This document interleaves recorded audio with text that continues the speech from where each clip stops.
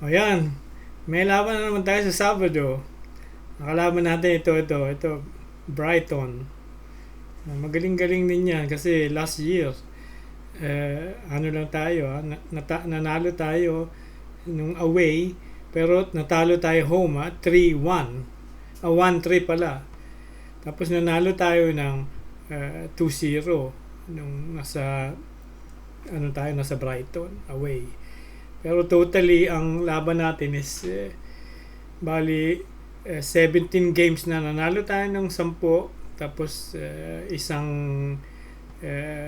tie, tapos isang 6 na talo sa Brighton.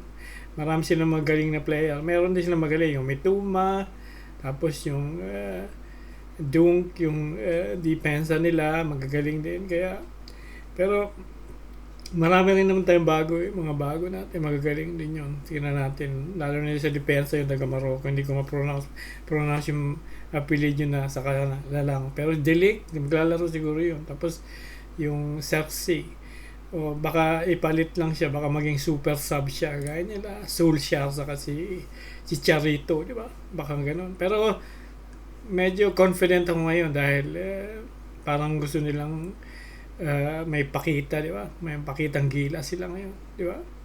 Kaya natin yan. So sige, sa game time na lang subukan nating comment, yung natural na comment, yung mga nagsisisigaw, ha. Sige, kita-kita tayo sa game time sa Sabado.